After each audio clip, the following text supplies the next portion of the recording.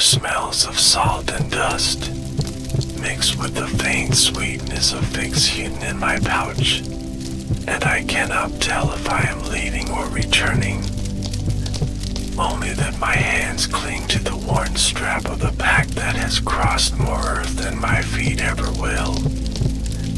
And that tonight, in this half-lit chamber, I hear the echo of my own breathing louder than the harbor bells outside.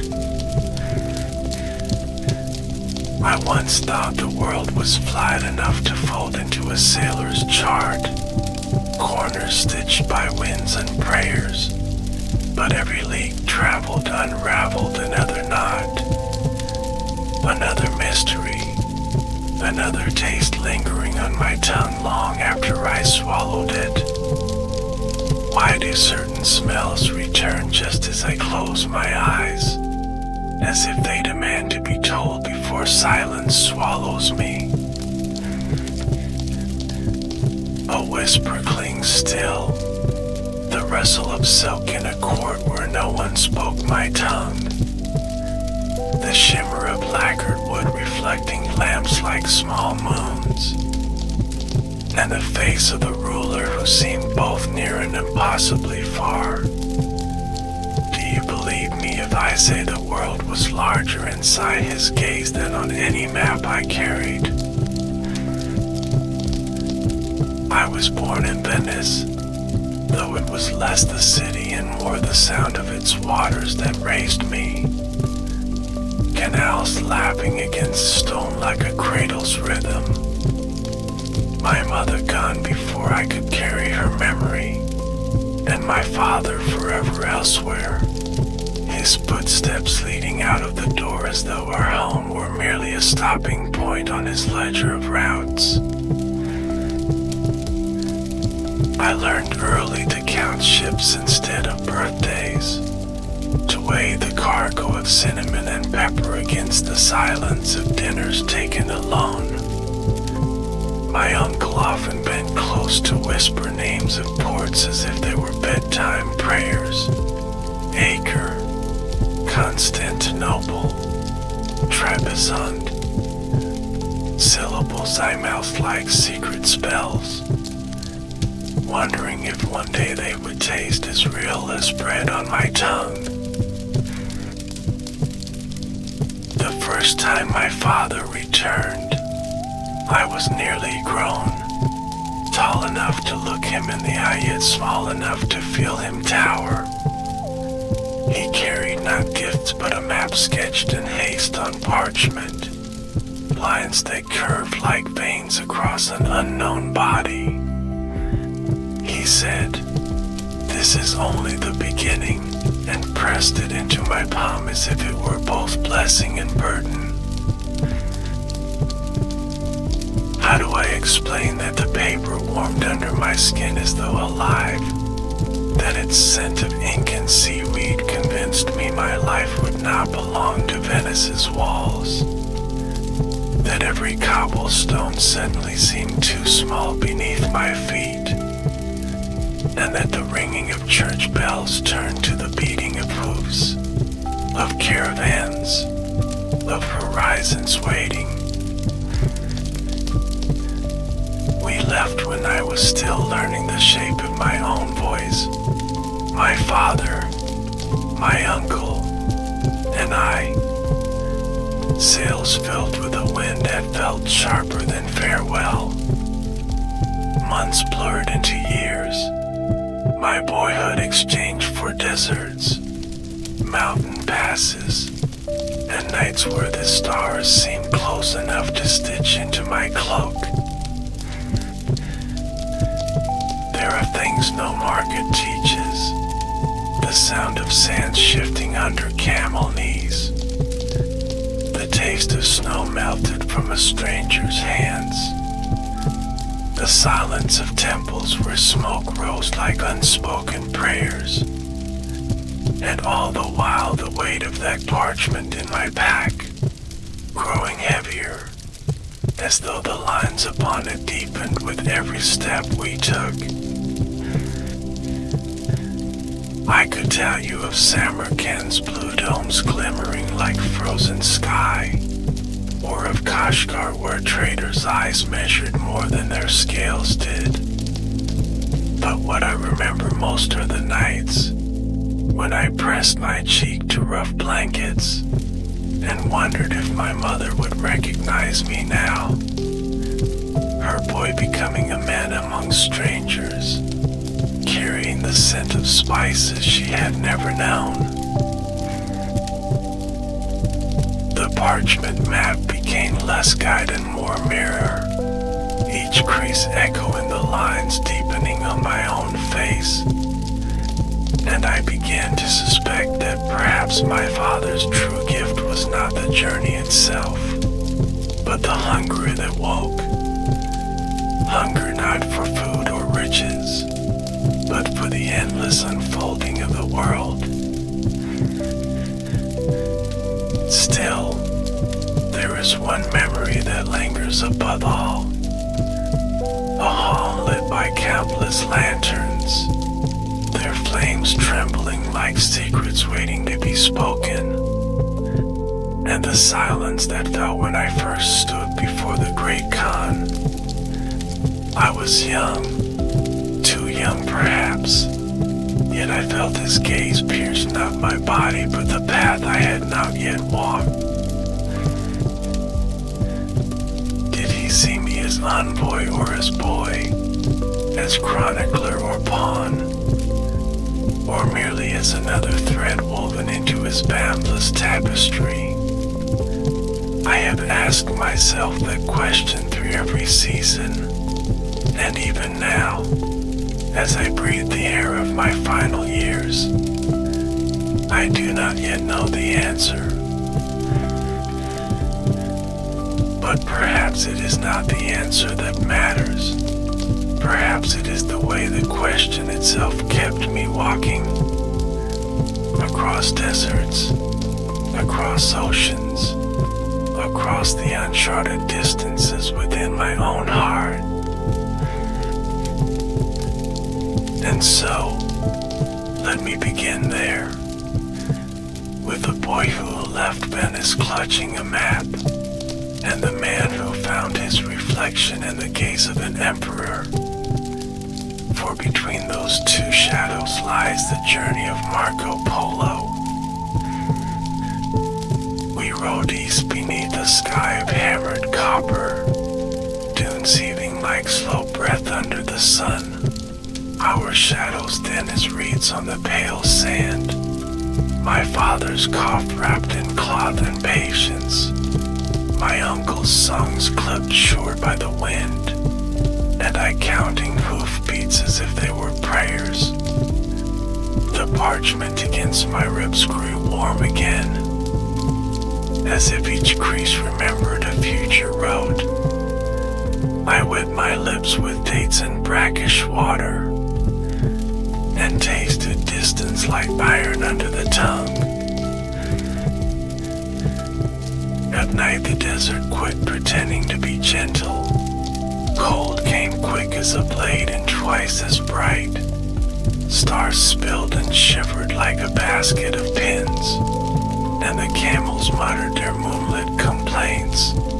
I rubbed oil into cracked knuckles by the fire, listening for a remembered bell from Venice.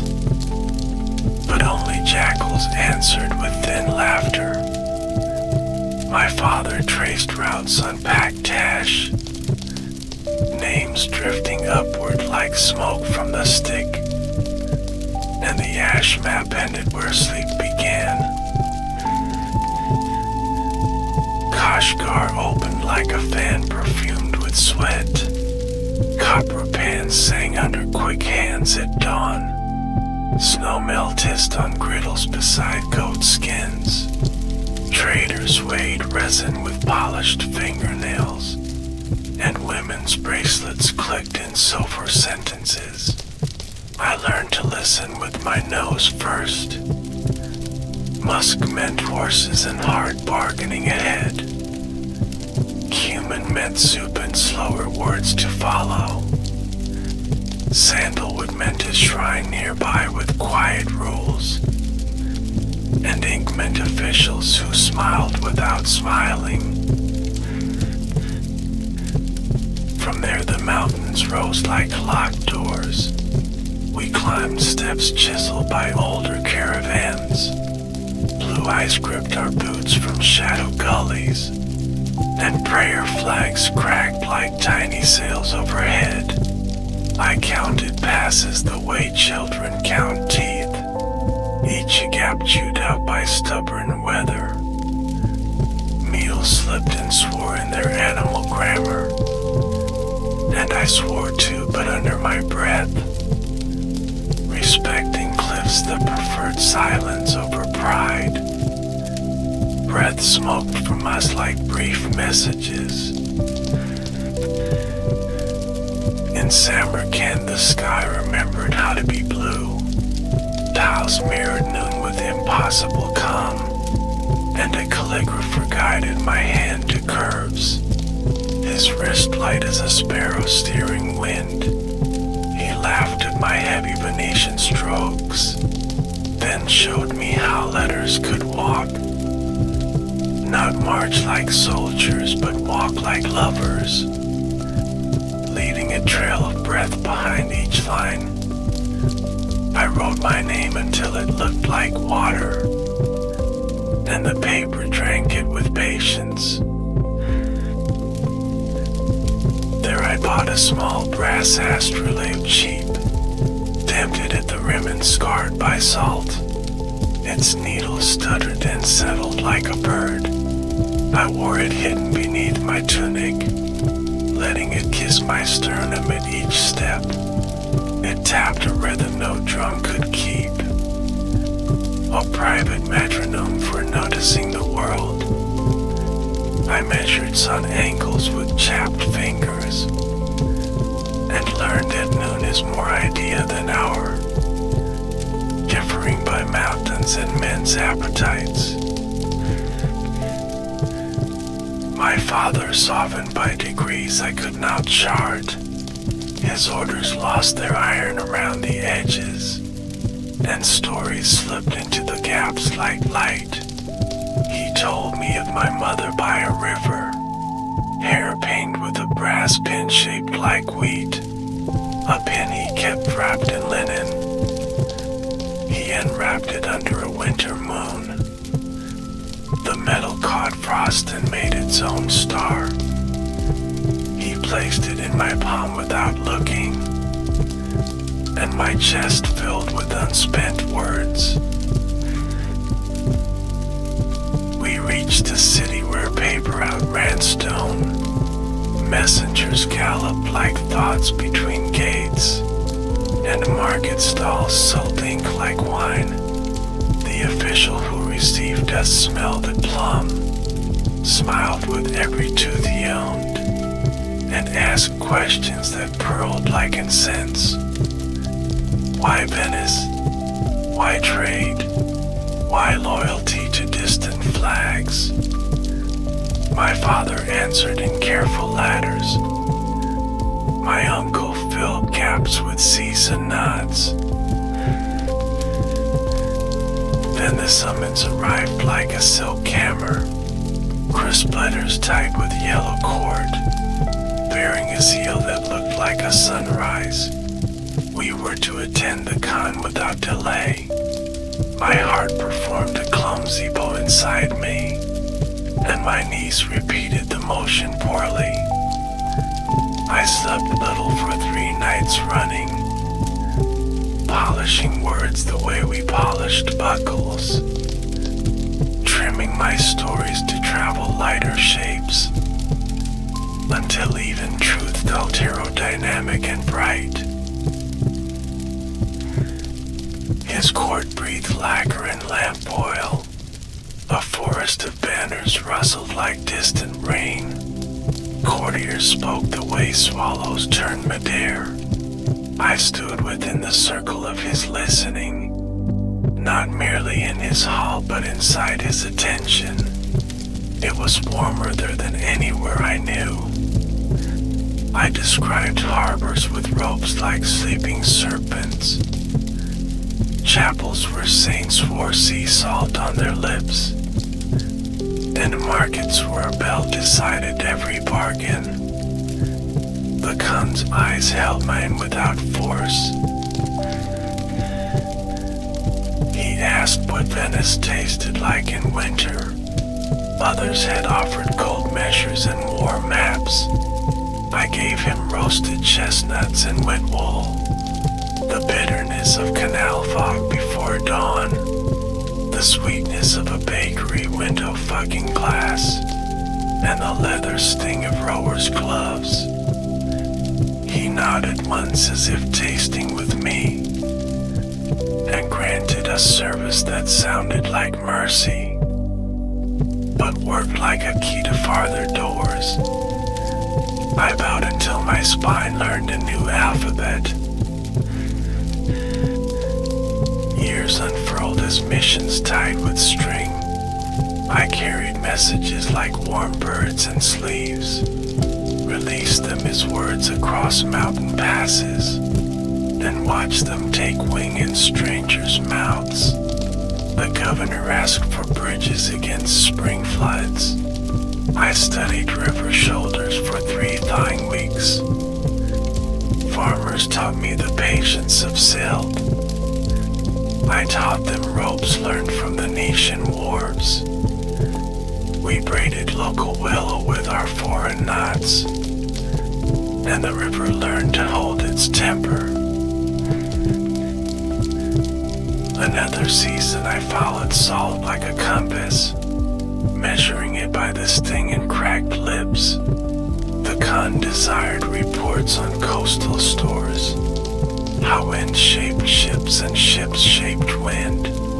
I walked beaches that glittered like milled silver, where fishermen read waves as if reading law. They taught me nets that closed like gentle hands. I taught them nuts I trusted like brothers. We traded songs without agreeing on words, and the tide kept our rhythm unfailingly. In a hill city I met a healer with ash palms. She read pulses like lines of wet ink, and gave me a pouch of bitter seeds. Chew to when fear runs faster than you, she said with a slanted smile that studied me. I used them only twice in all my travels.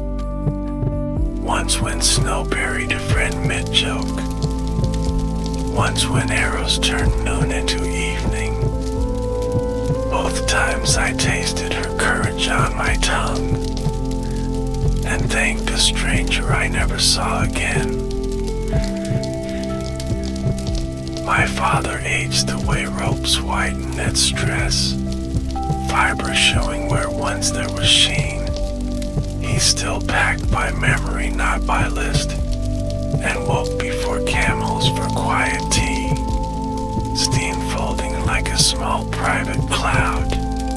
He spoke off into the brass wheat pin, laying it on the map before decisions, as if its weight confirmed our direction.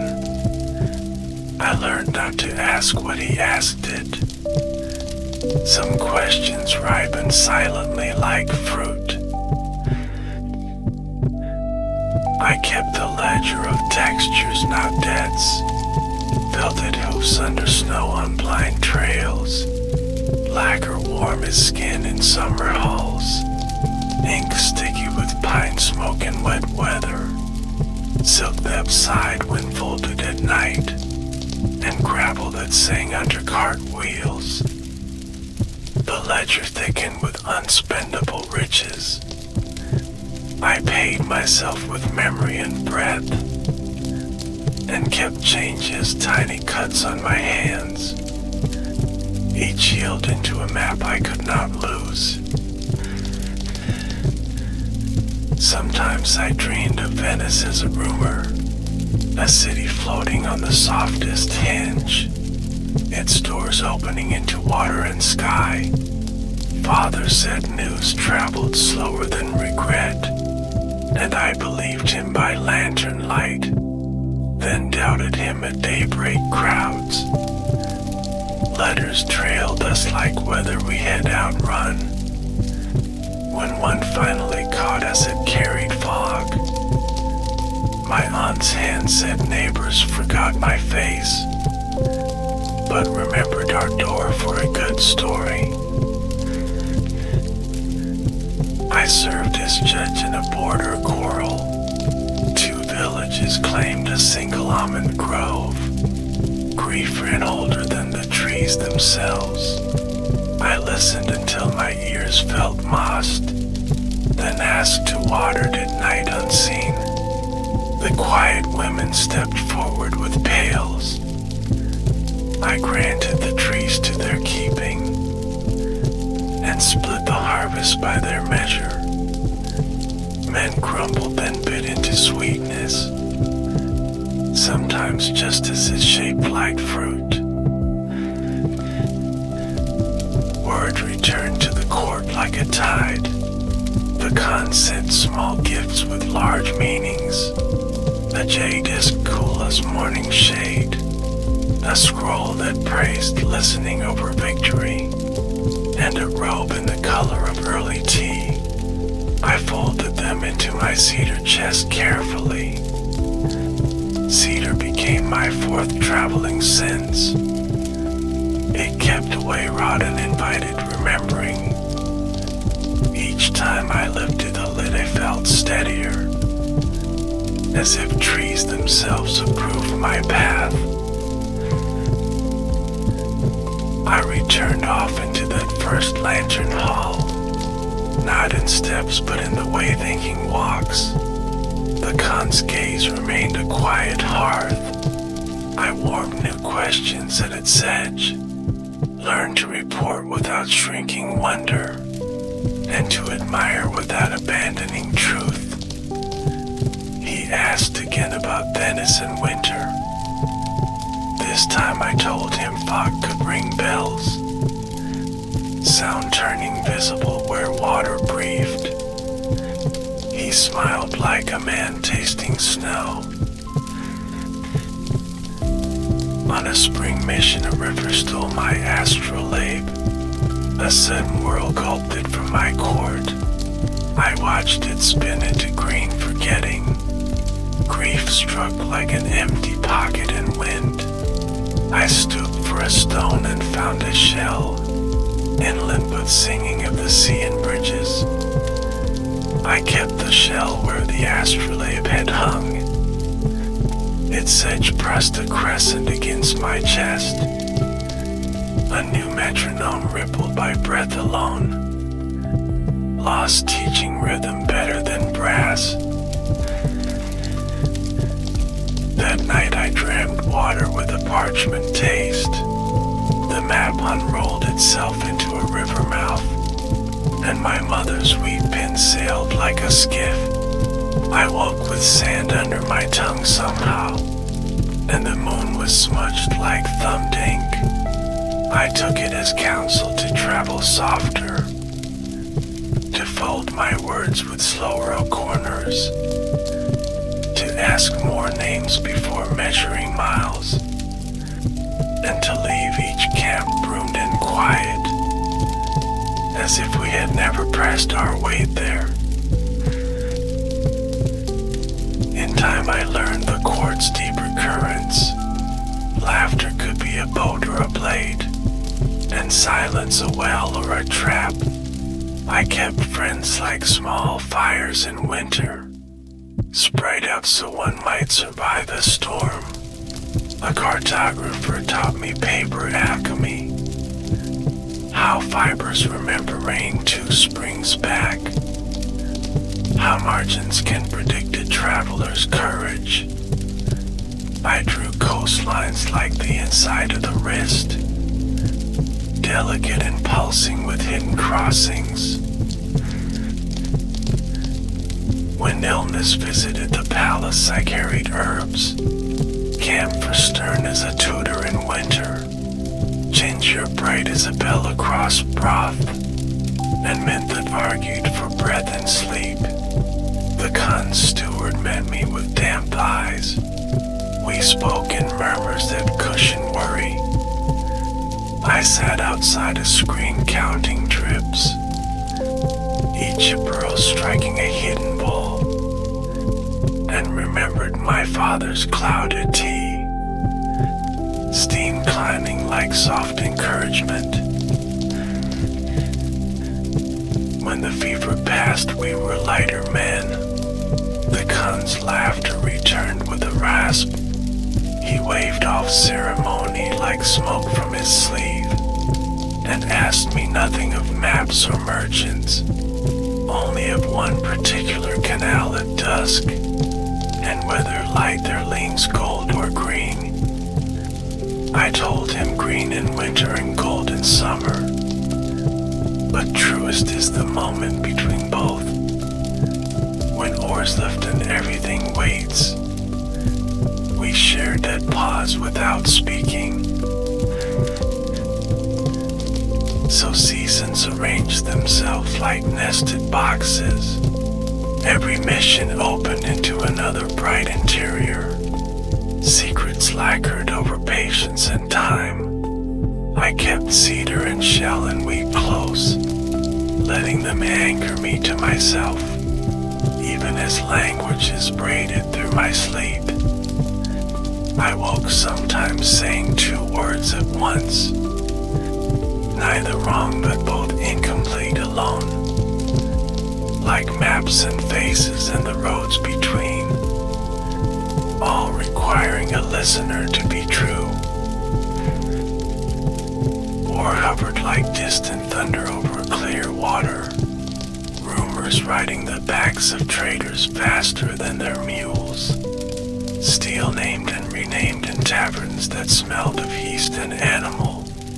I learned to listen for the pause between a boast and a breath, because that is where truth likes to sit after a long walk. The Khan wanted eyes, not spears, from me, and so I carried my gaze as carefully as others carried blades, polishing it with patience, lowering it when pride rose too quick, and raising it when silence tried to frighten the room.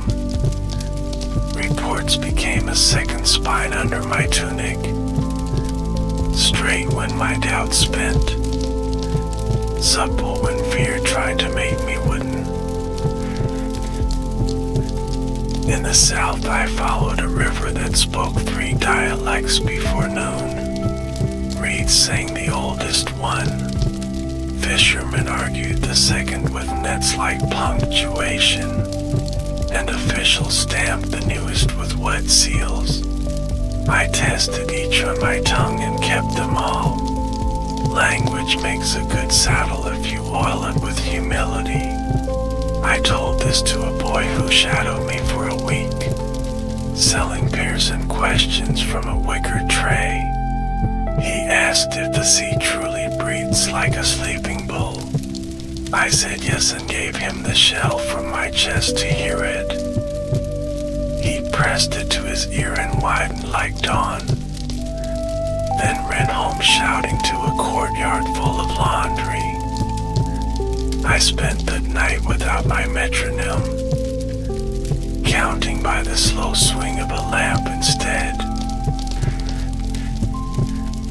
Morning brought the boy back careful and proud, the shell wrapped in blue cloth borrowed from his mother. He said the sea inside had argued with his grandmother's kettle, and the kettle had lost with grace. I looped the shell under my tunic again, feeling its crescent press against sternum and promise. The boy asked for one more truth for the road. I told him maps aren't hungry and must be fed by feet.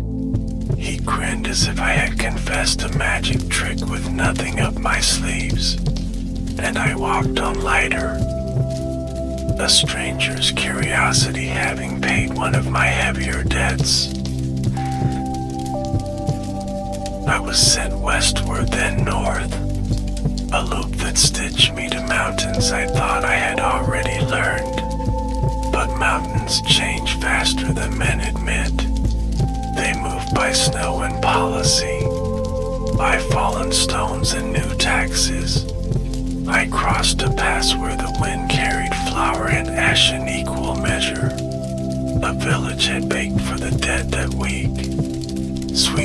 left on thresholds to guide forgotten feet.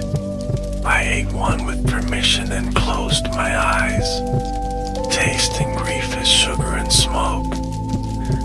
I wrote the custom in my ledger of textures, because sorrow also carries a grain you can feel, finest out between forefinger and thumb. My father's cough deepened like a well, and the rope that drew him up from it frayed with each season. We traveled slower so his breath could keep pace.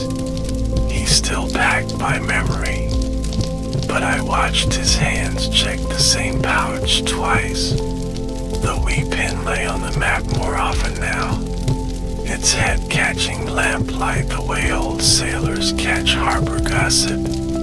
I asked finally what he asked it. He looked at me a long time and said that it remember my mother's steadiness when his own shook. I folded the map with care after that, letting the pen ride at the crease like a modest captain. Winter penned us in a town where the roofs met like bowed brows. Snow pressed its palms against every door and waited to be invited. A carpenter and I shared a room that smelled of pine tears and wool. He carved a little cedar boat the size of a sparrow for his daughter. He shaped it with quiet breaths as if whittling a prayer from the air. I bartered a spool of silk thread for a second boat and sent it to the con wrapped in wax paper. A message that said, "We are kept by small things when big robes close, and the river of service still moves under the ice."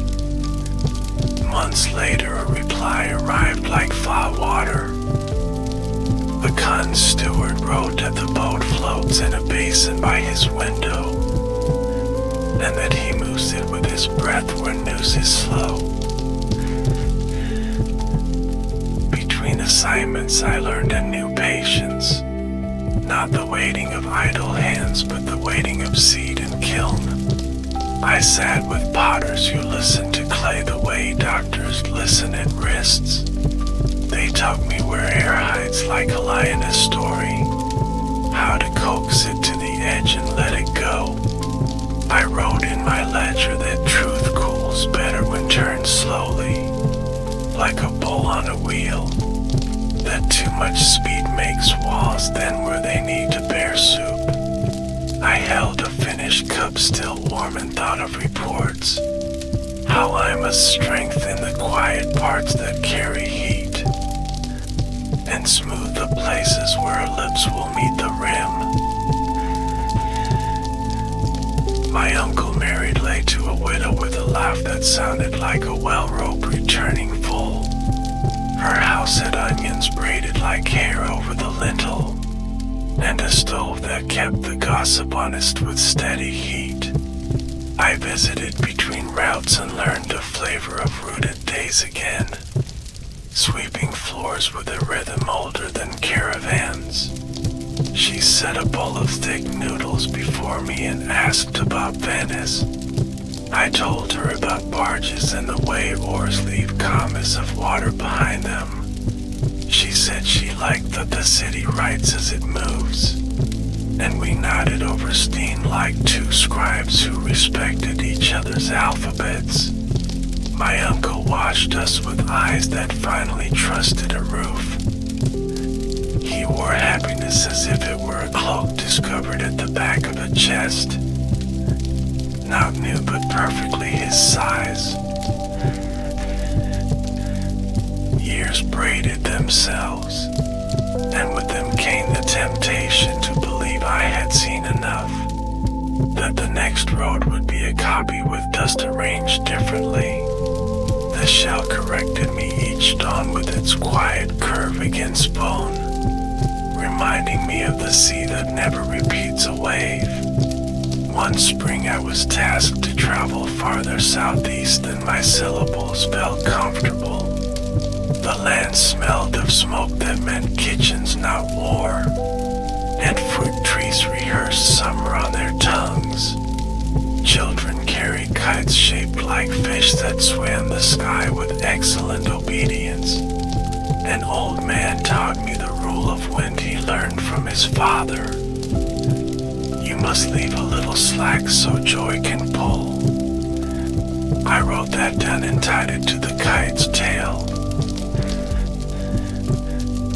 At a harbor where the water wore the color of new coins, I met sailors who salted their stories until thirst guided you to buy more ale. I traded them a Venetian knot that secures without strangling. We shook hands and the rope shook too, approving our bargain with quiet fibers. They showed me paper charms tucked inside mass seams against lightning, inked with modest wishes for thunder to remember other errands. I touched one and felt the ship pause as if listening to a prayer. The sea breathed like the bullet boy had imagined, and I understood why men call water by animal names. It moves with intention that feels older than charts, yet accepts a bridal meet of tide if you learn the patience.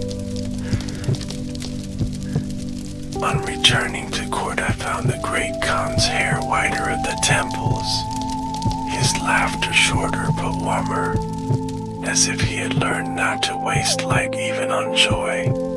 He asked me to sit near a window rather than beneath banners, and he listened with his eyes half closed like a man tasting a complex broth.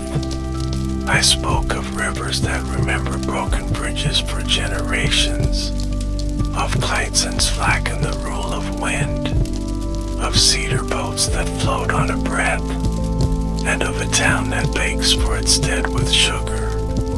He tapped the Dave disc on his table once, a sound like a droplet finding a bowl, and said that empires also required careful slack. He trusted me then with a matter I will speak around not through. History is heavy enough without every nail named.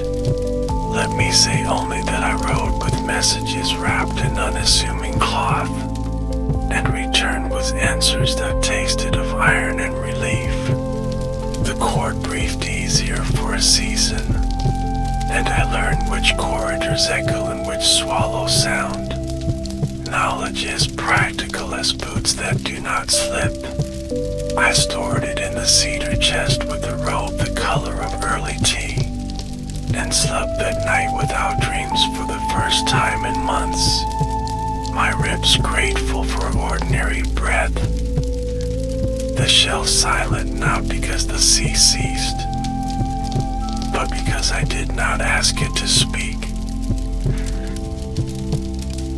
The next mission led me to a city of bridges where water kept secrets for a small fee.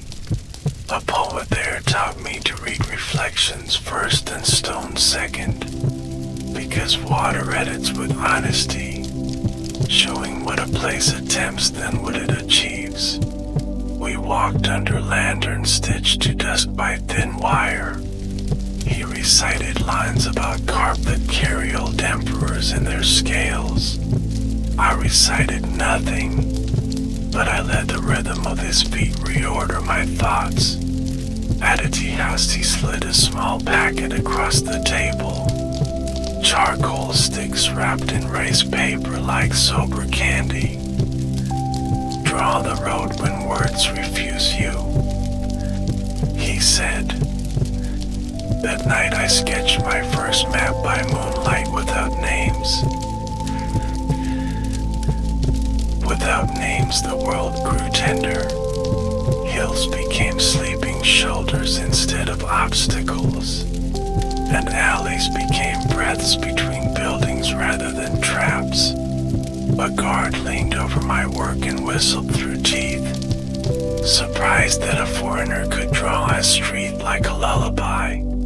I realized then that I had been carrying too many labels too tightly. must be hammered. I loosened my grip and slept with charcoal under my pillow.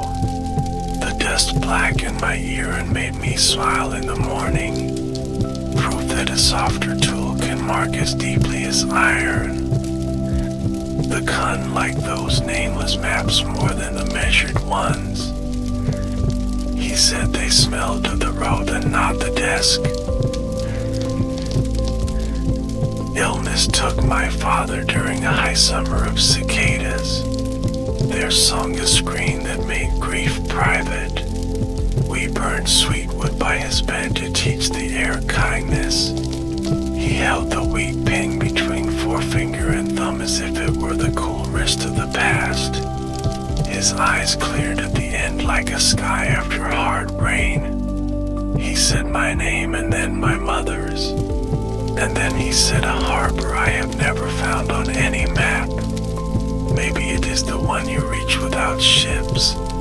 I closed his eyes and felt something unclench in the room. Even the cicadas seemed to count a beat before continuing.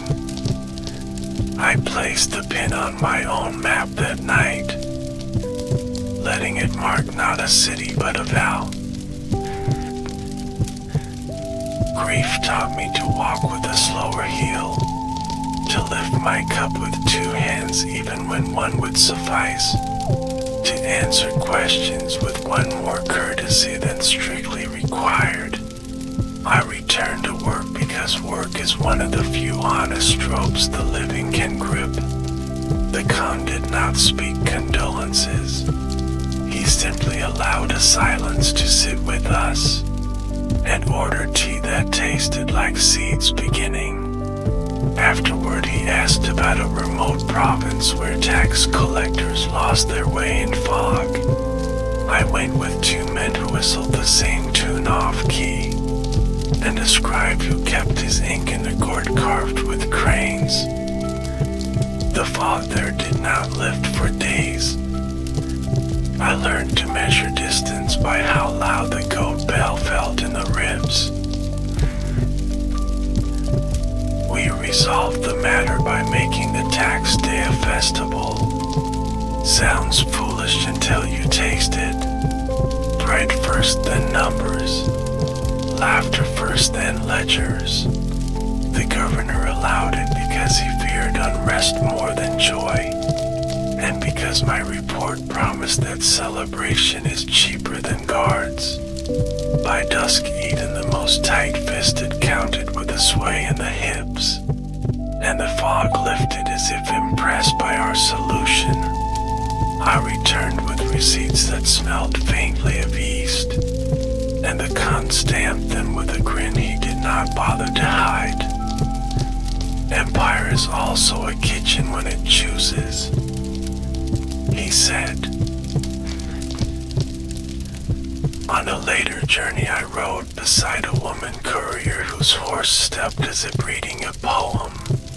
She spoke little and saved breath for hills, but when we camped she unfolded a kite made of letters never sent, each panel a page addressed to a brother missing since spring. She let the wind read them. I held the line steady and promised to remember his name. She nodded as if that were all a person could reasonably ask. The kite rose like a careful resurrection, and for a while the sky knew our secret and carried it without complaint. The next day we parted at a fork that did not need a sign.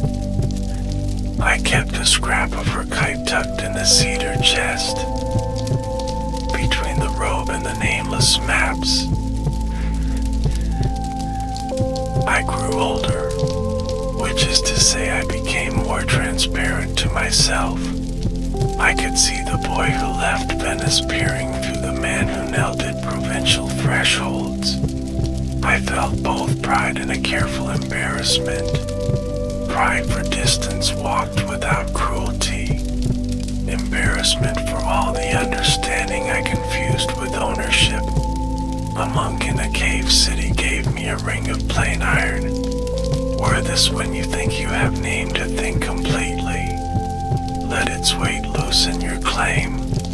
I wore it on a cord with a shell, and in sleep they clicked together softly like a clock that belonged to no nation. Letters from Venice began to arrive like thin birds, tired but determined. My aunt had died, a cousin married, our door repainted a shade that hides the splashes of wake water. My name came up in a quarrel between fishmongers. One swore I had promised to return with a spice that cures rain aches. The other swore I was a story designed to sell old eels. I laughed and then I did not, because being a rumor in one's own house is a special ache. I wrote back without promising my return. I had learned not to offer the future as if it were a coin in my pocket. It is more like whether borrowed from a neighbor. When the Khan asked for my counsel on the question of pilgrims, I recommended shelters that collect stories as much as they collect sleepers. A place where a dyer can sit beside a herdsman and exchange colors and winds. We built 3 along a road that had learned to be cruel from winter. I visited after the first month and found a wall covered with drawings made in charcoal. My nameless maps had become a language for the tired. A woman traced her journey with a potter's line that did not break even at passes. A child threw his father as a mountain with a door. I added Venice as a fish with wings, and everyone understood without a glossary. We drank thin soup together that tasted like agreement. The steward later wrote that theft had dropped along that stretch, because thieves dislike being seen and recognized as lines among other lines. I cannot say precisely when I began to feel the tug of return. Perhaps when the cedar chest grew crowded with tokens that explained me back to myself, or when the wheat pins had warmed even when I did not touch it, or when the shell sea began to sound like a familiar stairwell rather than a horizon. The Khan noticed before I spoke. He asked for another winter's service and then another spring's rest. A kindness that felt like permission folded inside duty. I took both and prepared the way a man prepares for a long confession. Quietly and with extra candles, I put my ledger of textures on top of everything. Because memory travels best when it rides front, where you can reach it before panic. Before I left, I visited the lantern hall alone. I stood in the circle where I had first felt the empire hum through me like a plucked string. The lamps trembled the way breath does after running. A steward I trusted stepped from a screen and bowed like a question you are pleased to answer. He pressed a small bundle into my hands.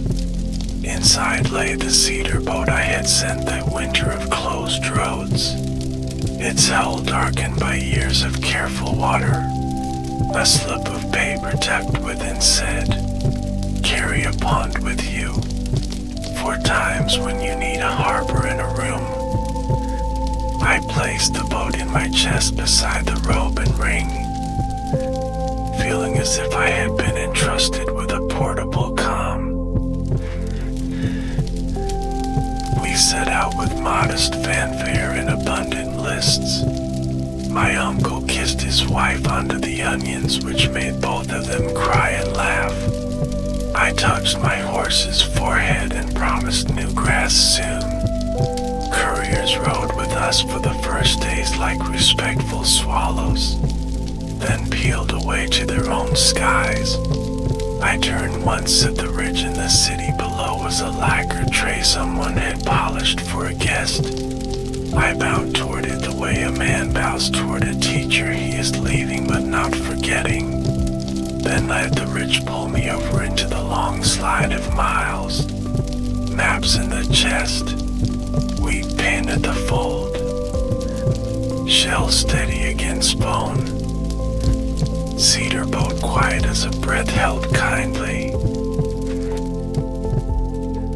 News traveled as always like a donkey, stubborn in its honesty and slow in its pace, but faster than loneliness.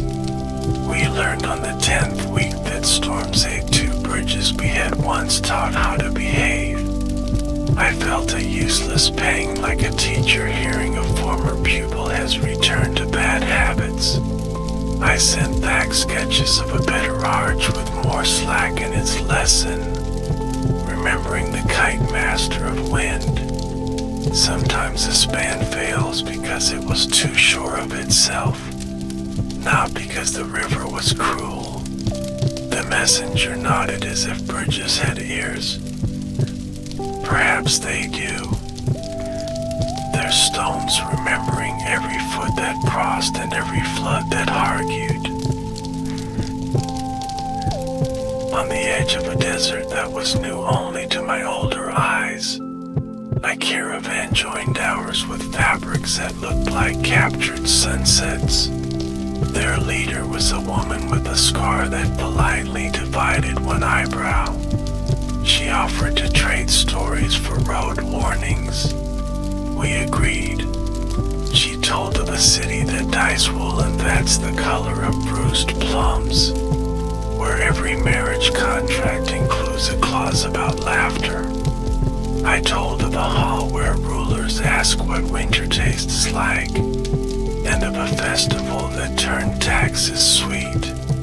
We rode side by side for 6 days and did not touch hands once. Respect is also a distance expertly kept. When we parted, she tied a thread of plum color to my ring. At night, the stars resumed their old council, no less numerous but somehow nearer to the skin. Perhaps because the skin had thinned with years and use.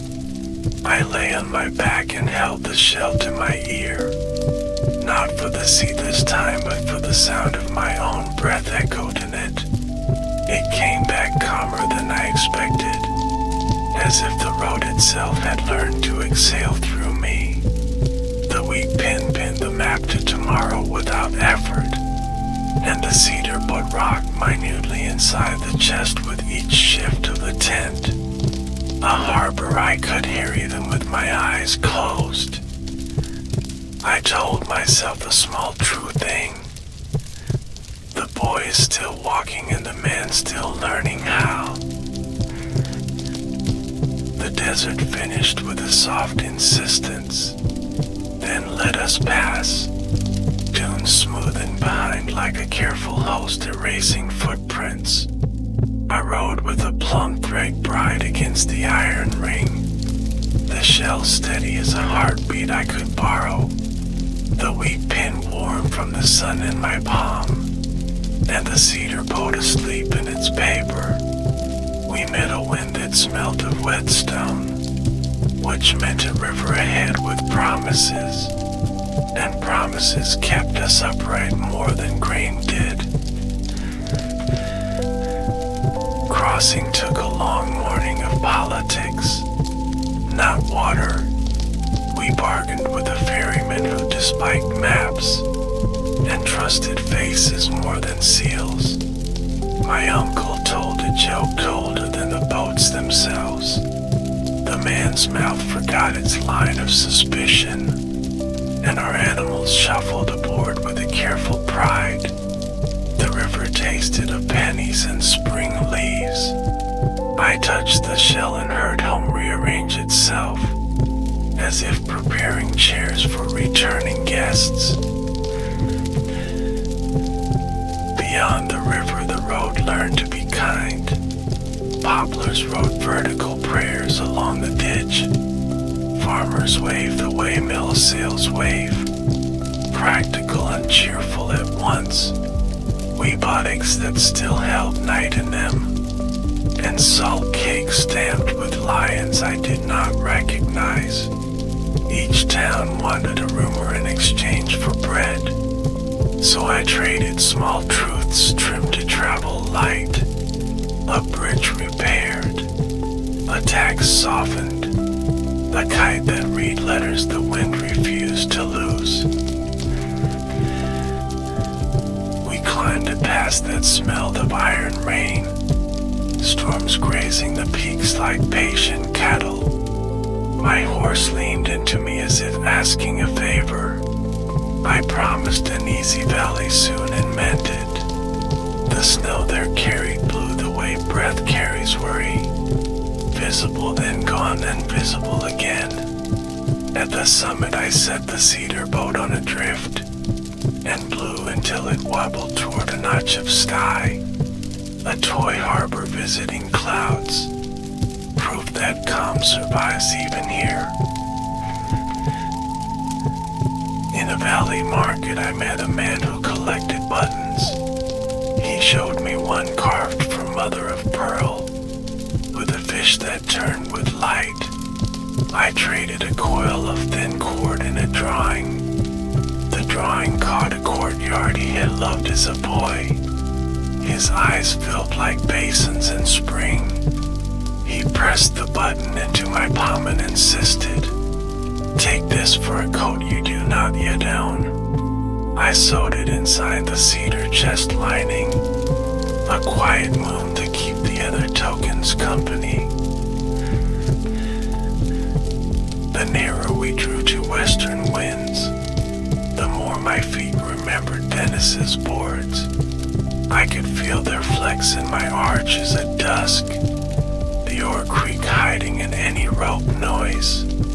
My sleep filled with fog that rang bells gently, and with pastries that hid heat under flaky disguises. I woke hungry and cautious, because hunger before home can steal good manners. I placed the iron ring between my fingers at dawn, and let it cool whatever I thought I deserved. A port opened like a throat with good news, ships lifting and settling as they hummed, row pairs glowing in late light. We hired passage on a vessel that smelled of garlic and canvas. The captain counted storms the way bakers count loaves, with a practical tenderness I admired.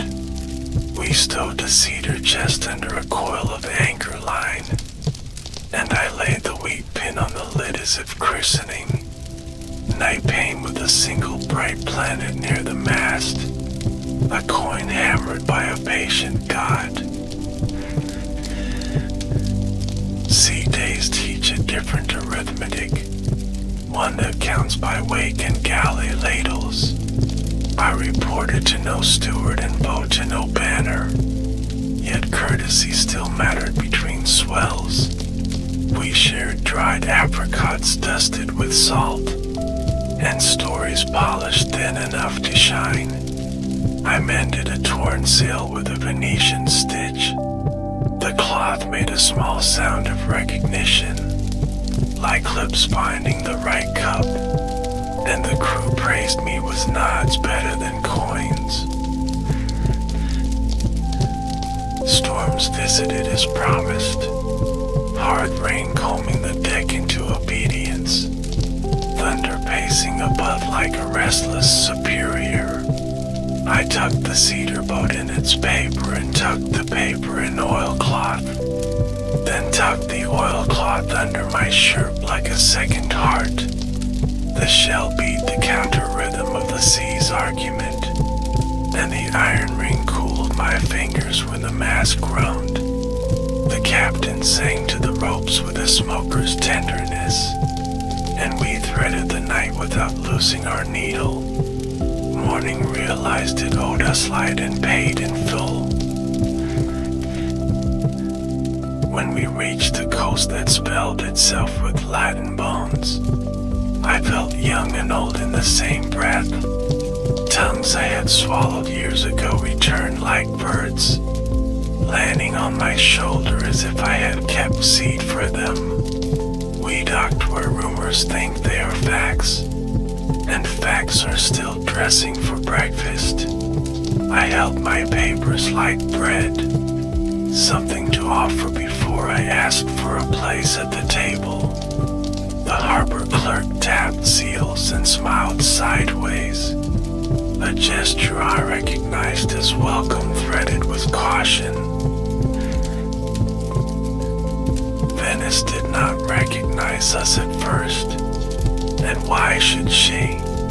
20 years stain a face and brighten an eye. We walked streets that wobbled with memories like loaded trays. Neighbors stood in doorways naming our ghosts, then rubbing their eyes when our ghost spoke.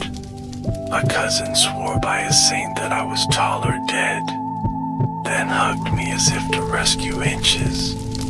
I touched the door lintel where my aunt had braided herbs, and found the nail holes still measuring absence. We opened the cedar chest on a table that knew our elbows, the room filled with that forested calm. We laid at the robe the color of early tea, the jade disc like a patient eye, the iron ring with its plump thread, the wheat pen shining like a small harvest, the cedar boat humming under paper, and the shells sing the room I could not name. My cousin's children touched each thing with cathedral fingers, and asked if the great Khan was taller than our house. Stories cried at the threshold and then pushed in. Friends brought wine and old arguments. A baker sent bread with a crust that cracked like applause. I learned how to translate journeys into slices, serving what each listener could hold. One wanted distances and weeks, another wanted colors and die names, a third wanted a single smell to keep under her shawl. I gave them what I could without lying, and kept the nameless maps for the late hours. Peace lasted a handful of seasons only. City pride seldom sleeps long near profit. Venice quarreled with Genoa as brothers quarrel over inheritance, routes, and a mirror called prestige. I found myself on the deck again under a flag that expected courage. The sea repeated its lessons with sharper punctuation. I wore the iron ring inside my glove for steadiness, and tucked the shell between shirt and skin to remember breathing when trumpets confused it. Battle is a market where all prices feel wrong. I moved as trained and prayed as taught. Men shouted names that were not their own. Names of saints, names of mothers, names of debtors and kings. We broke and water judged us without malice. I did my duty until duty did me in. Our ship surrendered her ribs to honest force, and I surrendered mine to chains that did not brag. Prison in Genoa smelled of stone breaded with damp, and of men learning to fit inside themselves. My window sized the sky like a jeweler, small but clear. I kept the iron ring for company, and hid the shell away among kinds of brighter thought. Guards called me the traveler like an accusation and a joke. I answered with courtesy I could still afford. In time I was given paper and a friend, which was better than wine and nearly as good as sleep. He was a writer whose hands stained easily, a man who believed prison should not interrupt sentences. asked if my head held enough roads to fill a winter. I said it held 8 winters if we paced ourselves. So we began, he with his nib and I with my breath. First the lantern hall and the taste of Venice fog, then deserts that crack like old bowls, then bridges that learn patience from kites, and ports that listen with their eyes before their ears. We argued how much wonder paper can carry. He liked metaphors that wore jewelry. I liked deer that could work in rain. He polished where I pared. I measured where he trimmed. Together we found a lane between the stalls, where nothing was sold spoiled and nothing priced beyond reach. He asked about the Khan's gaze and I said the truth, that it warmed questions more than conclusions, and that I missed that warmth in stone rooms. At night I placed the cedar boat on the sill, a small harbor catching moon spills. I pushed it with my breath and thought of the steward's note, carry a pond with you, for times when you need a harbor in a room. The boat slid and returned politely, as if fetching a word I had dropped. The guards laughed once and then grew quiet, because even hard men recognize small devotions, especially those that never asked to be feared. News entered through our pages quicker than through doors. The book became the traveler with better shoes. It reached streets my feet had not, and sat with breathers I would never meet. Some trusted it with a sailor's good sense. Others called it a chest of marvels with false bottoms. I did not mind.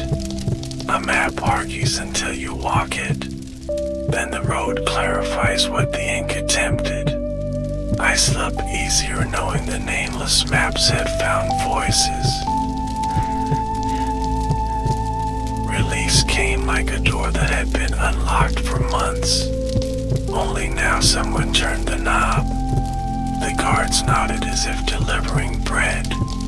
Men outside spoke my name with mixed grammar. Theme has tenses I still misplace. I stepped into air that tasted of metal and market, and carried the cedar chest as if it were a child. Venice received me again with that sideways smile, part skepticism, part relief. I tried to live quietly and failed with dignity. People came with copies to be blessed, with maps to be corrected, with sons to be advised against sea or for it. I poured wine and gave the advice I trusted. Keep ledger of textures, not debts. Leave slack in your knots and your plans. Learn a few words of the kitchen before the throne room. And never walk a bridge that does not admit its own fear. They laughed and sometimes even listened. I married at last to a woman whose voice calmed corners. She found the mother of pearl button and asked the story. I told her about the courtyard drawn for a stranger. She sewed the button inside my sleeve where I could touch it, thinking, our house learned the scent of cedar and ink, and a thin soup that remembers ginger. We kept the basin for the cedar boat near the window, and when days crowded me, I blew it once and watched the water agree. Yes, there is room. Age continued its steady carpentry, shaving the board of me until joints fit better. I walked the quay slower, but I still counted ships instead of birthdays. Out of habit and sincere pleasure, my hands remembered bridles and ink stones. My tongue remembered winter chestnuts without asking. Sometimes I woke with Samarkand blue under my eyelids, and sometimes with the desert's cold blade laid flat across my cheeks. I greeted both as teachers who visited without scolding. A scholar asked me then to swear that all was true, as if truth were a single jug and not a table set. I told him I had weighed each moment in my palm, and written what remained after breath cooled. He frowned the way a ledger frowns at poetry, and I offered him the iron ring for a minute. He held it and forgot to frown, because some weights are persuasive without argument. He returned it with a bowl that belonged to no nation, and we drank in dignified confusion together. One winter I fell ill with a fever that walked me back, step by careful step. I visited every room of my life with slow feet. The lantern hall, the mountain pass, the font that rings bells gently, the festival where numbers learn to smile, the boy with the beers in the kettle, my father's last harbor with no ships, and the steward's note that fit any window. I asked for the cedar chest and opened it alone. The room filled with that old forested calm. I placed the wee pin on the map one last time, exactly where vows like to sit and breathe. I set the iron ring on my tongue for a second, to cool whatever pride still argued. I touched the shell and heard a stairwell, which meant home had become the sound itself, not the place. I floated the cedar boat in the basin and watched. My wife held my hand away harbors hold fog, with respect in a little distance, so breathing is easy. I told her where the papers live and where the smaller truths hide, under the robe, beside the nameless maps. She smiled a smile that knows doors, and she closed the lid gently as if talking the forest in. I felt the room tilt toward sleep, then steady. The boat touched the basin rim and returned like a practiced friend, and I knew I could go on a little farther.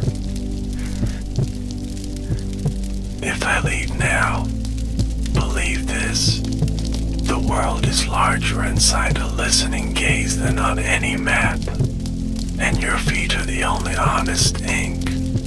Carry a pond, leaves black, keep a ledger of textures so you will always have change, and so one improbable button where your fingers can find it. When grief visits, give it bread first, then numbers. I recovered that winter slower than tide in a narrow canal, inch by inch, and with a mind that kept setting sail without me. Fever left a frost on my joints that morning light could not melt at once.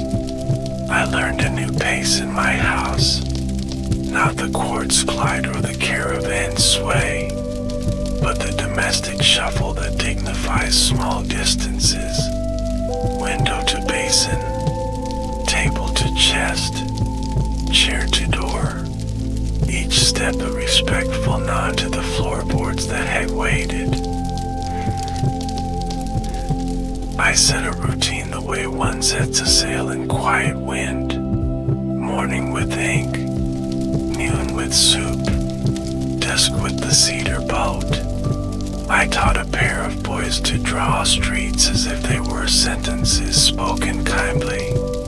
They kept pressing their charcoal too hard, bruising the paper where breath should have done the work. I gave each an iron ring not to wear but to hold between finger and thumb. Weight remembers your hand to be gentle. They nodded with the solemnity of apprentices everywhere, and smudged their noses nevertheless.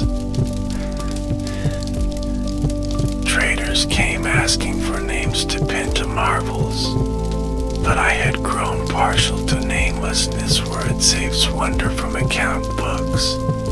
Still, I wrote letters of passage and stitched bridges on paper for men I trusted to walk light. Sometimes at night I read our old prison pages, where my friend had dressed my roads for company.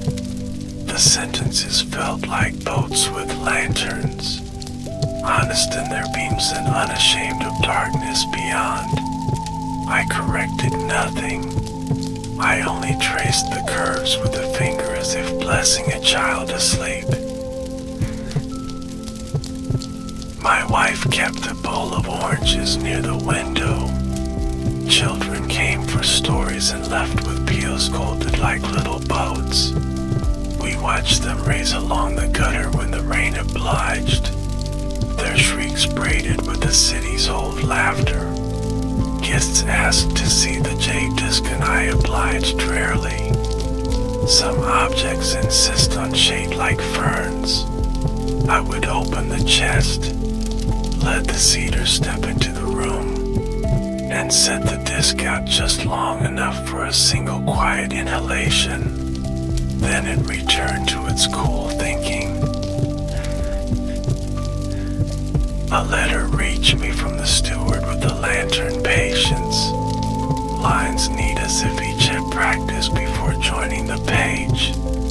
He wrote that the Khan's hair had gone to snow entirely, that his appetite for listening held, and that he had placed a small boat on a new basin. Not cedar this time, but paper, folded by a grandchild who believed breath could instruct water.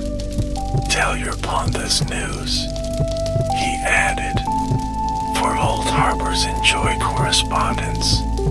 I breathed on our basin and watched ripples bow to ripples from far away.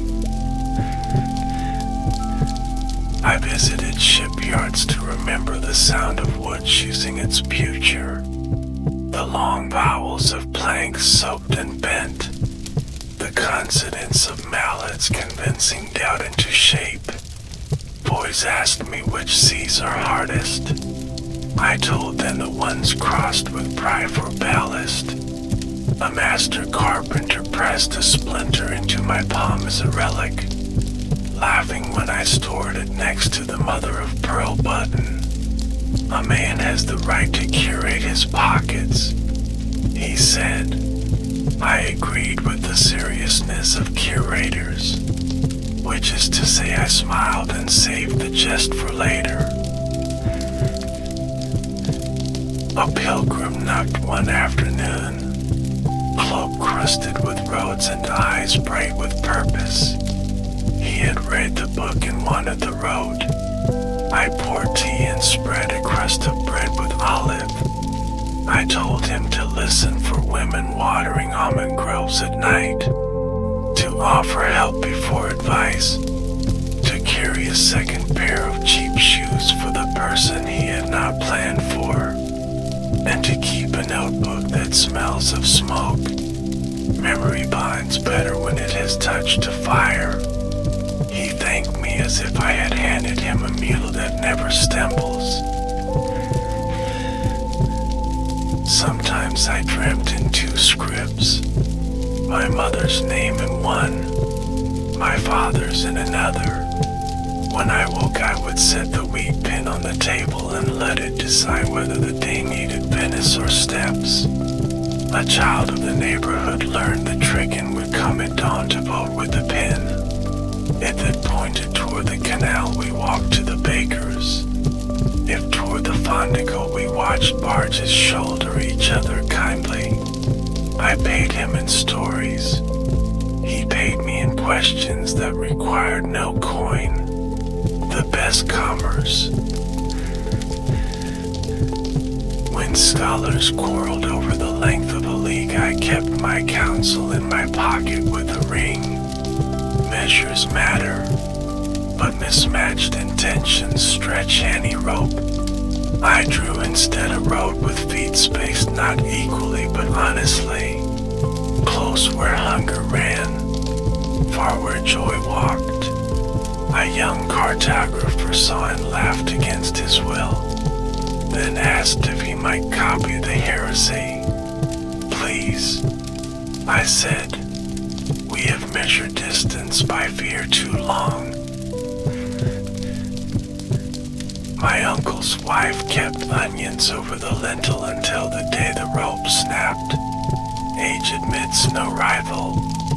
We replaced it together and she told me the recipe for her thin soup that remembers ginger. Not the weights, but the order. Order is the soul of a dish, she said. I wrote the sequence in my ledger of textures. Steam first like a curtain, then the argument of garlic, then the diplomacy of ginger, then water to negotiate. A sailor arrived with a cracked compass that pointed stubbornly to a grievance. He asked if I would trade the jade disc for his useless star. I refused the trade and offered a seat. We spoke until the room learned his story. He had lost a brother to a lie and wanted an object to keep him from believing future ones.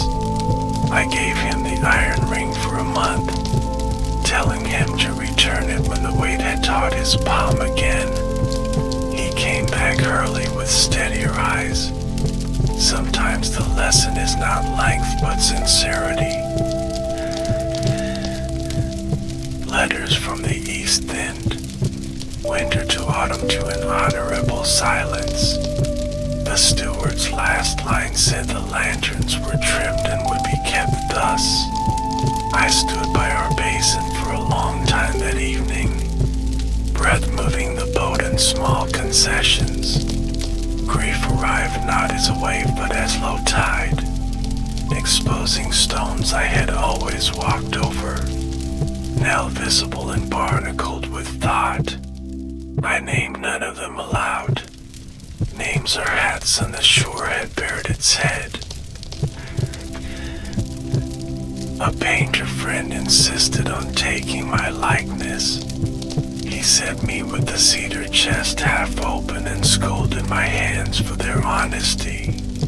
They betray you, he said with a grin. I told him betrayal is a strong word for a truth without permission. He painted the shell darker than life and the paint brighter. I did not correct him. Paint too has its sleeves and empires. When he unveiled the canvas, the room smelled of linseed and patience. My wife said the eyes were mine and the gaze was traveling, which felt correct. On my last small journey, I took a boat no larger than a corridor. I wanted to hear how fog behaves when one is not in a hurry. It entered the canal like a careful guest and tried on every balcony. Neighbors' voices arrived softened, as if blind and felt. I closed my eyes and steered by smell and echo. Wet wool, yeast, lamp oil, salt. A bell rang and I could not tell if it was near or loving. Returning, I found two girls waiting with questions folded into paper animals. They asked if the world ends where maps end. I unfolded their cranes and wrote the word maybe on each wing, then drew a line that stops and a foot that keeps walking. They accepted the contradiction with the ease of water. One tucked her crane into my sleeve for luck. The other placed hers atop the cedar chest. Rivers love bridges, she said with a logic I envied. When summer arrived fully, I sat outside and trimmed my stories again, taking off adornments seeds that had tried to grow while I slept. I let silence keep the parts it could carry without strain. A man from Genoa came with an apology that belonged to his father. He stood awkwardly as if the words weighed more than he had prepared for. I served him thin soup and he cried into the steam. We both pretended nothing unusual had happened. Later he bought bread from the baker I trusted most, and left a coin on the sill that no one could name. Unknown currency but accepted. As the years settled, I made a habit of mending, not sails, but sentences, not shoes, but silences. I visited men I had offended by accuracy and men I had offended by mercy. Offered each a line of charcoal road folded to fit a pocket. Keep it, I said, for the day you need a path that is not a sword. Most smile though if you looked frightened by the gift's simplicity. One autumn the canal turned the exact green of a memory I had failed to name. I stood so long that a neighbor asked if my foot had rooted. I said yes, and that I might leaf in spring.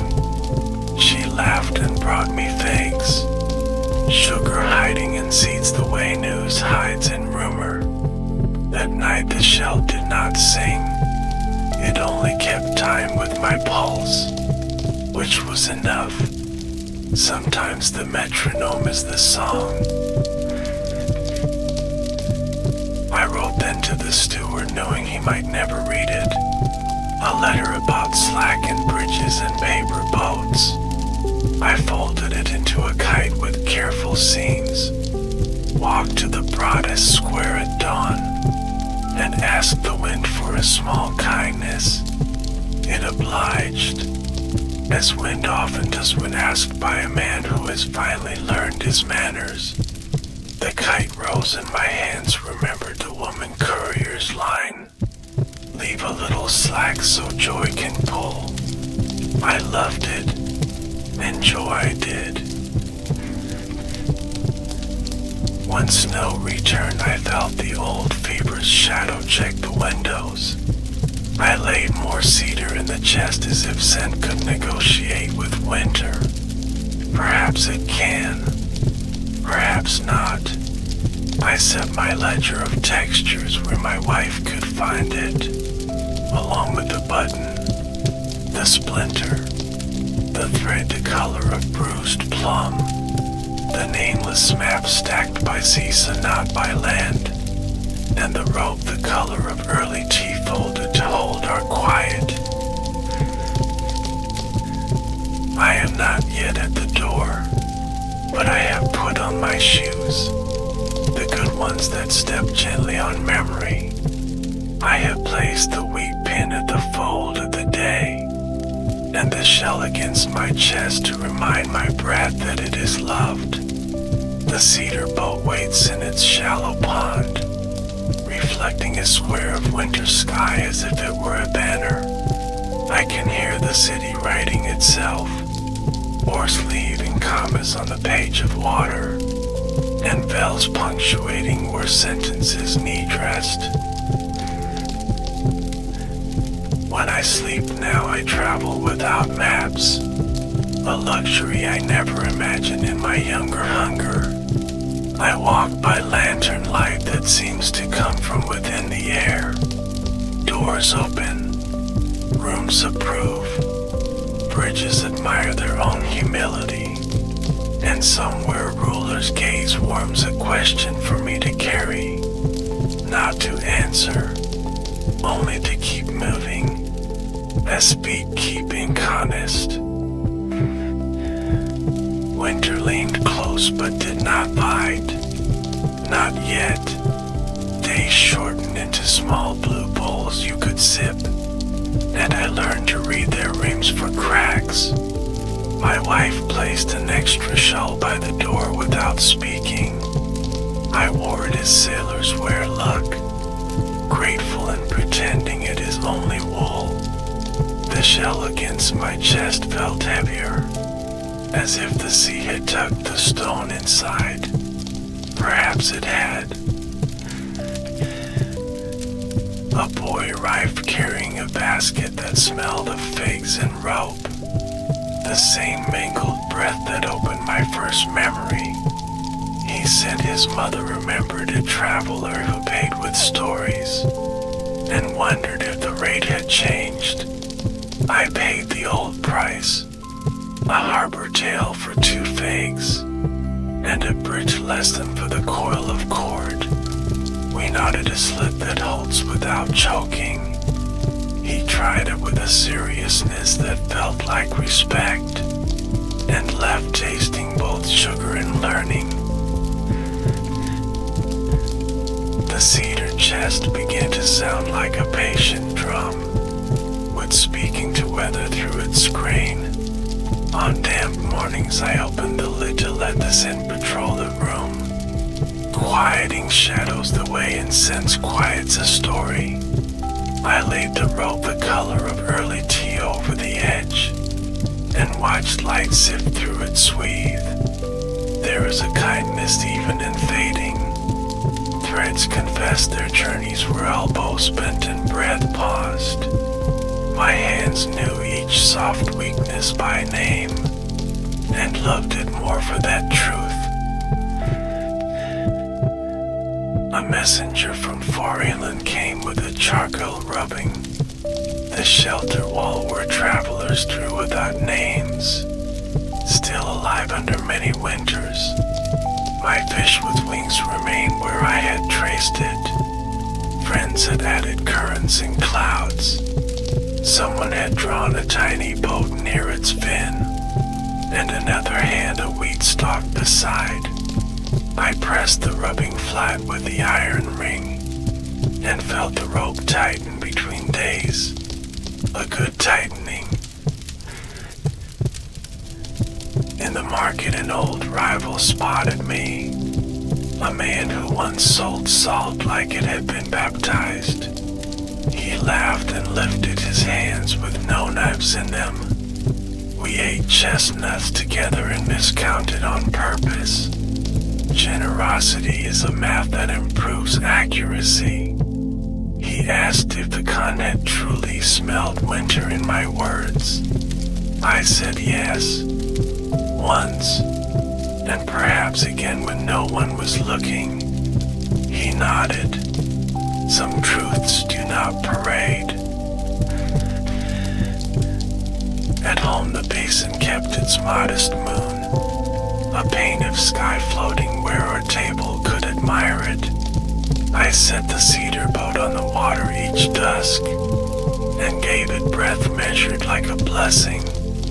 The boat traveled to the rim and returned, recalibrating the day, teaching my ribs a slower answer. The mother of pearl button watched from the chest lining, catching candlelight in a language I never fully learned, but trusted. A sickness passed along the canals like a rumor with good shoes, lighter than plague but unkind to the brittle. Neighbors coughed into sleeves dyed by patience. I brewed the thin soup that remembers ginger, following the order as if reciting liturgy. Steam, garlic, ginger, water, rest. I carried bowls door to door with my wife, and the city felt smaller in a helpful way, like a room where everyone has agreed to whisper, because someone is sleeping off a fever. One night I dreamt the lantern hall without its lamps, only the reflection of imagined flames on lacquer, as if memory had replaced fire with fidelity. The con was not there, only a chair warmed by the thought of him. I stood in the circle of that attention again, and spoke to the room as if it could take dictation. I said I was ready to return or ready to stay, whichever kept the question alive. The room approved without sound. The writer from Genoa visited with ink under his nails as ever, older, softer across the shoulders, still delighted by commas as some men are by ships. He brought a new edition with margins that welcomed notes. We sat by the basin and counted breaths rather than pages. He asked if any detail asked to be forgiven. I told him forgiveness belongs to people, not to details. We drank. We did not argue. I started a small school of mornings. Only 4 students and a cat that graded attendance. We practiced nameless maps until their hands loosened. I taught them to draw wind by drawing what it leaves behind. A scarf in a tree, ash across a doorstep, a kite string that asks for a respectful slack. We brewed tea that tasted like beginnings, and each kept a ledger of textures, not debts. Their pages filled with sugar grit, rope splinters. An evening at Blue Fog found us both awake, my wife and I, listening to bells that rang from nowhere exactly. She asked if I ever worried that the book had made me taller than I deserved. I said yes, and that the iron ring kept me the right height at the table. She smiled and set the ring between us. We ate in its circle like a tiny court, where bread and soup spoke first and were obeyed. We were very grand and very humble. A storm cracked the roof above the chest one afternoon. Water found the quick way as water does. I moved the chest to the dry corner with care too quick for my age, and then sat breathing like a bellows left near the hearth. We patched the gap with tarring prayer. Afterward I opened the chest to check. Everything dry. The rope cool. The jade disc patient. The button amused. A letter finally reached me with a seal I knew in my bones. It had walked provinces and waited in monasteries, crossed 2 seas based on kindness alone. The steward's hand but another's dictation. He wrote that the great Khan had folded into winter, gently, without breaking rooms as some departures do. Lanterns were kept trimmed, hands were held, the chair was warm. I stood, bow to an east that was a direction and a person both. Grief returned like a scholar this time, carrying books and speaking softly. It asked to study my house and I let it. We walked from basin to chest, from shell to pin. It pointed to each and said yes, yes, yes, then closed its volume and slept on my shoulder, a manageable weight. The boys from my morning school staged a ceremony I had not asked for. Each drew a nameless map of our neighborhood, alleys like breaths, doors as soft rectangles of promise. They lined the maps along the canal wall, and passers-by recognized their own feet. It felt like the first shelter's drawings had multiplied into a modest city. I touched the iron ring and thanked the day aloud. The cat approved with a single blink, a respectable endorsement. News from distant road boat slowed further until even rumor tired. Silence filled the spaces where messengers used to drink. I found those spaces good for listening inward. The shell sea was now mostly my lungs, steady in content to be measured. The wheat pins spent more time on the map's fold than in linen, as if concluding something I only half understood. Conclusions are shy creatures. Approach them with soup, not with drums. I received the coin from the east that was not a coin, a clay token stamped with a river and a single reed. No emperor, no god, only water and listening. The note said it served as passage on a ferry that no longer ran. I held it between finger and thumb, and it felt exactly like the iron ring's younger cousin. I placed it in the chest near the cedar boat, fare for a crossing I would take without luggage, or with a lighter kind. A final errand called me to the shipyard. The captain wanted a note that would not shame him in a sudden squall. My fingers remembered. They moved slower but with clean intent. Rope taught me again that strength is the art of distributed humility. He paid in a new cord of tarred hemp and a story about a moonlit anchorage. I walked home with the cord over my shoulder, the weight talking pleasantly to bone. My wife laughed at the swagger of a man who is only rope, and I agreed, without surrendering the swagger. That night the painter returned with a small brush. He wanted to add one last detail to the portrait, a thread of plum color near the ring, to tell a story without telling it.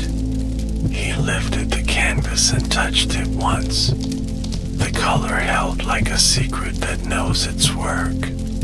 We drank a little and pretended not to watch it dry, then stared openly, pleased as children with a toy that does not break. I felt properly seen and modestly disguised.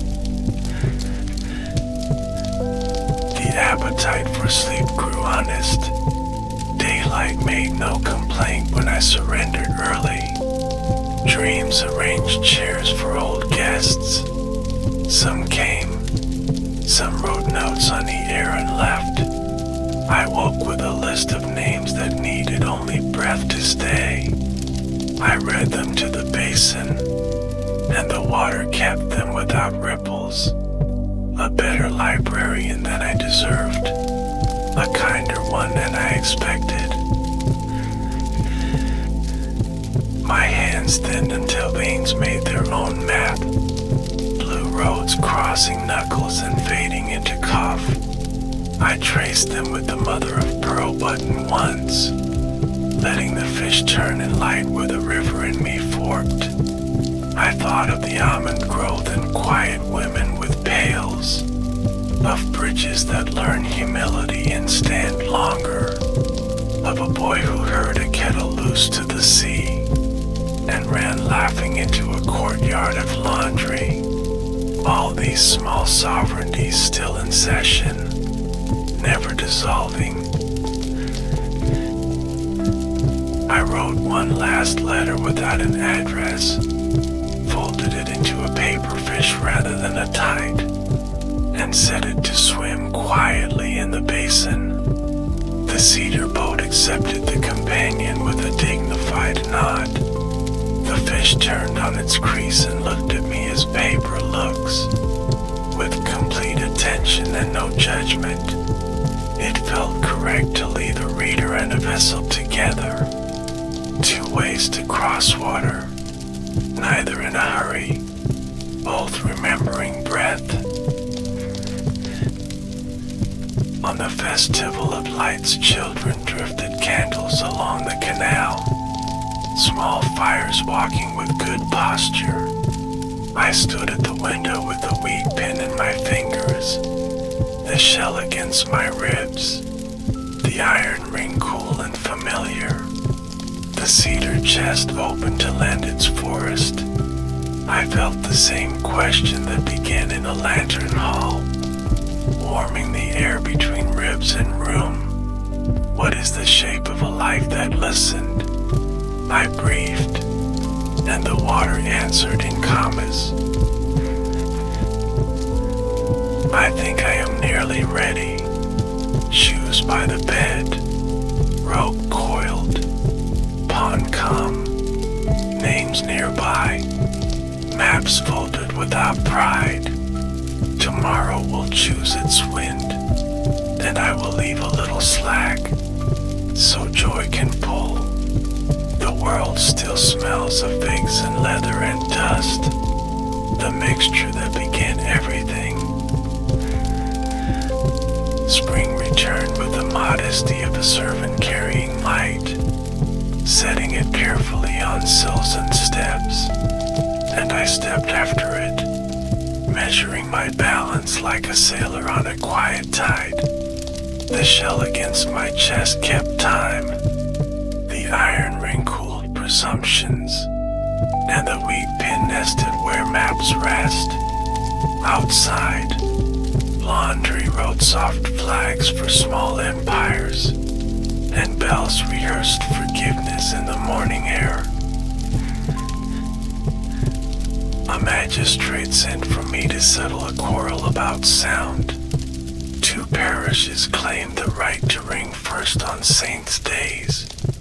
Voices had turned to oaths, and oaths wanted witnesses. I asked each side to walk the city with me at dawn. We stopped on 4 bridges and listened. Fog shook out its sleeves and made opinions gentler. I ruled that the water should decide. Bells could ring when the canal returned their echo twice, neither earlier nor later. They tested, the stones approved, and the argument dissolved into habit. Men pretended they had always known a rule, which is the highest compliment a solution can receive. I walked home content, a judge of echoes rather than of men, and wrote in the ledger of textures that justice sometimes sounds like distance folded back upon itself, neat as a cloak in dry weather, ready for the next rain. The boys of my mornings grew taller and braver with their charcoal. One drew the city as the inside of a throat, arteries of alley, a tongue of key, teeth of mooring posts. I praised the honesty of the metaphor. He blushed the way brick blushes when washed. Another boy drew my cedar chest open, and from it rose lanterns like speech bubbles.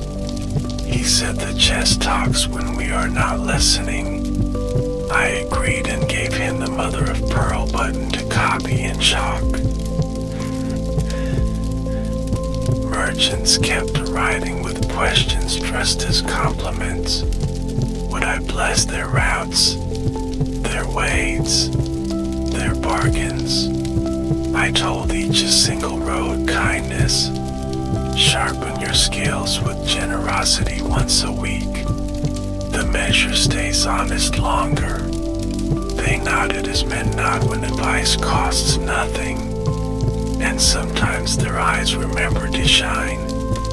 Weeks later, a fisherman brought me and had mended exactly as I had mended sails. He said the sea liked the stitch. A traveler from the east, young and grave, came with a reed token similar to mine. He had walked a rumor of roads until it led him to my door. He wanted to see if our tokens rhymed. We placed both on the table beside the basin, The clay twins shared their river without fuss. He told me of a new bridge that sang when crossed by cows, a low hum that comforted anxious udders. I told him I envied such engineering. We spoke then of the cunning, careful verbs, present for the traits that never die, past for the hand that warmed a chair, future for the questions he taught me to carry. The traveler boat to the basin, to the boat, to the shell, to my wife whose tea corrected even long journeys, and left a thin brush with bristles that remembered a horse's patience. I kept it with a charcoal. The writer returned again with a list that frightened me, not for its content but for its desire to finish. He wanted last clarifications, last measures, last names for colors I preferred unnamed. I told him kindly that last is a word that bruises if handled early.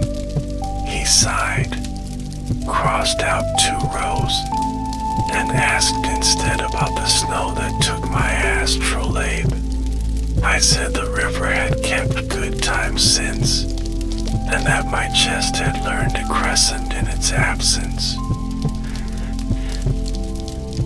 He smiled like a man reconciled to a softer clock, then told me that some readers doubted a city could bake for its dead with sugar.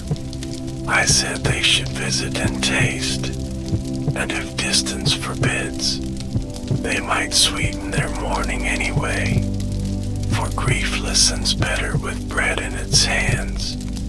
He wrote that down, a line heavier than his usual lace. We drank until commas seemed sufficient company, then parted with the politeness of men who have walked enough nights to respect doorways, and the rest they bring. The cat that graded attendance began to sleep in the cedar chest shadow, her breath rising and falling like a cautious tide. I took that as a benediction. Animals do not flatter. One morning she pawed the jade disc as if to polish it, left a faint fur ring that looked like a halo of fog. I did not wipe it. Some graces should be allowed to misbehave. Later the boys claimed the cat had promoted herself to dean. I accepted the new governance.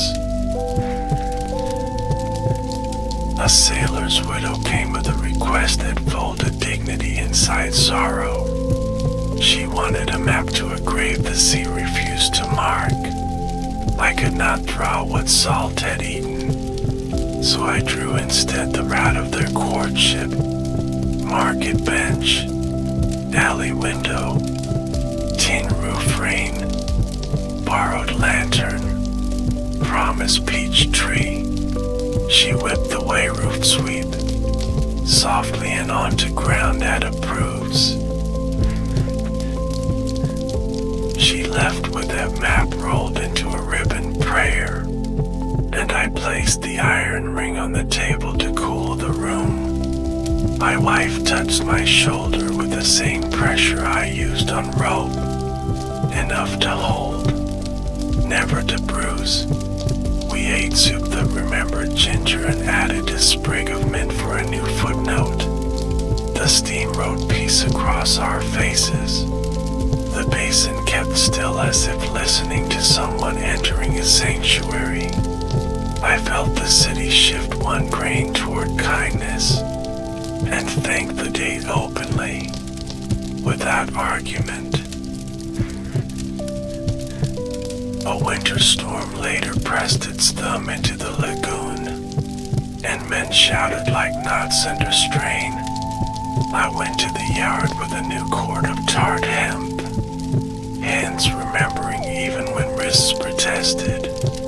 We saved 2 skiffs by teaching them humility quickly, lowering their questions into calmer water, After, under a lantern that made a small citizenship of light, I told the apprentices that braggart rope drowns, and modest rope brings everyone home. They nodded the way storm-salted boys nod. At home that night I floated both the cedar boat and the paper fish. The boat circled like an elder making room. The fish held the center the way a question does. I breathed until they agreed, slight ripples exchanging courtesies. Then I set the wheat pin on the map at a place I never walked, a kindness to the boy I had been, who wanted all distances, all names, all stars. Age pruned my world to a careful orchard, fewer trees, more fruit. I harvested mornings the way I once harvested rumors, tasting each before I shared.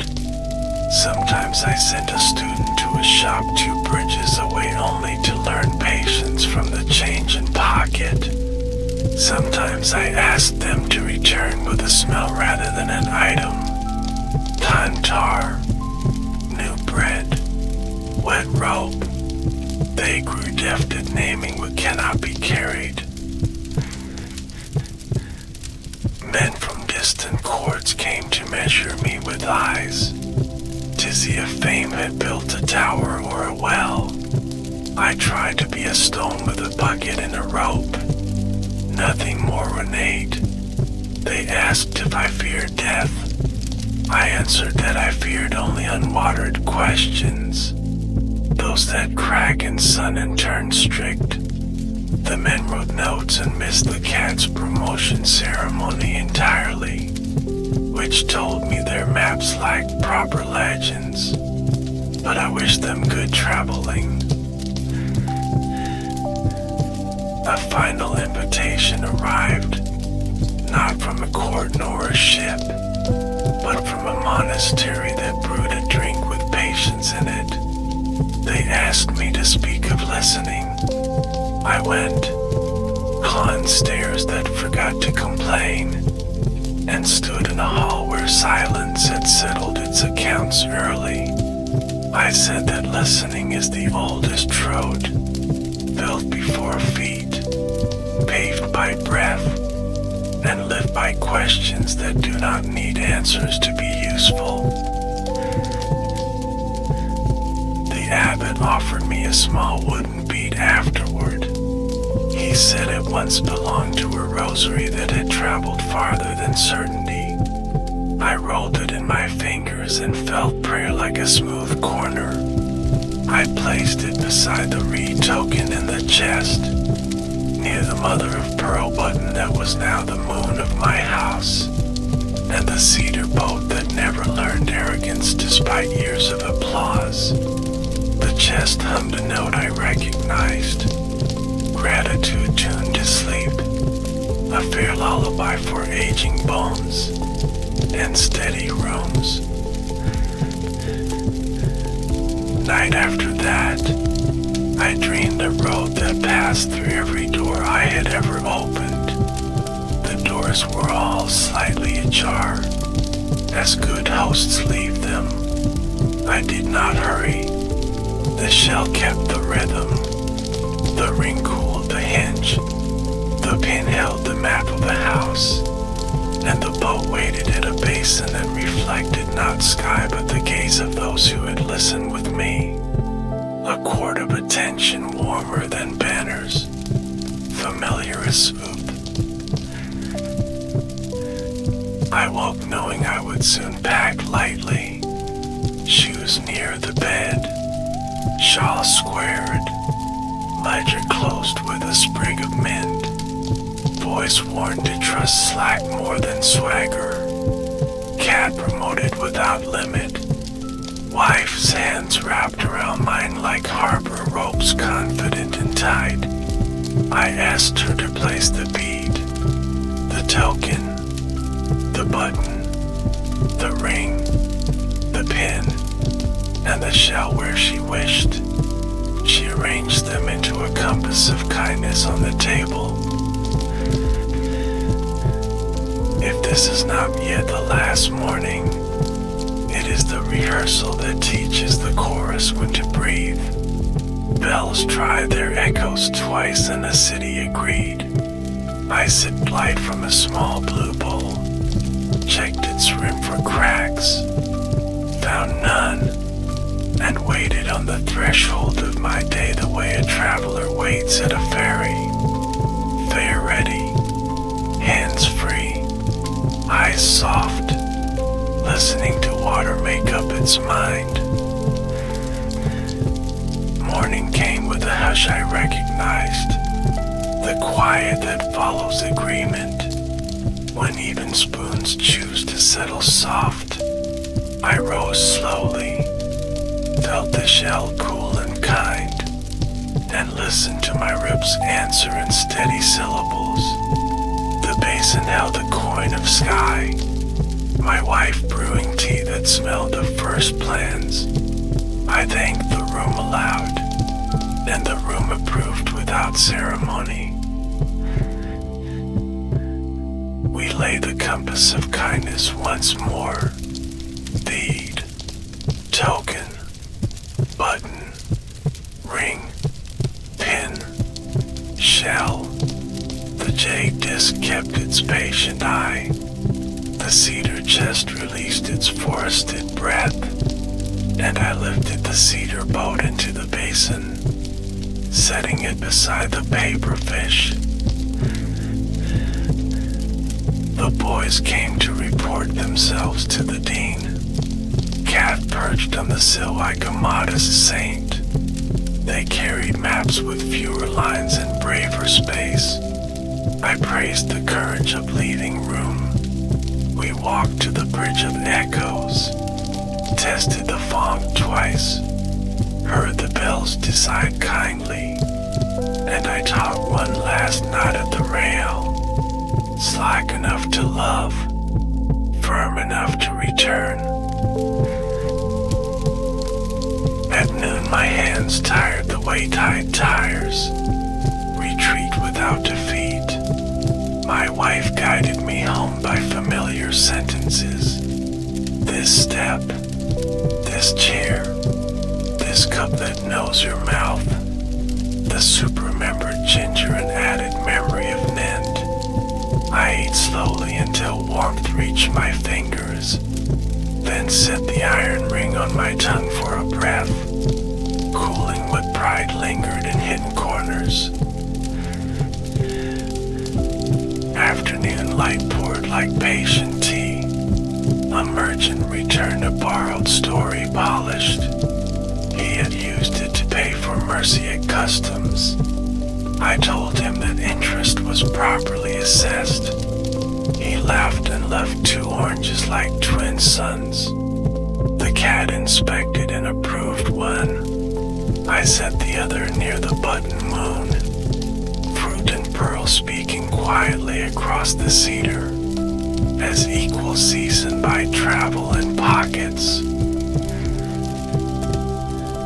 I slept a while and woke to a soft rehearsal, the house breathing with me, bells practicing evening in the distance.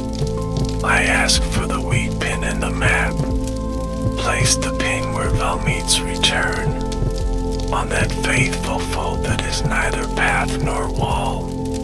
My wife's hands steadied mine without conquering them, and the paper fish nodded as if reading the room. I thanked the fish for keeping questions wet.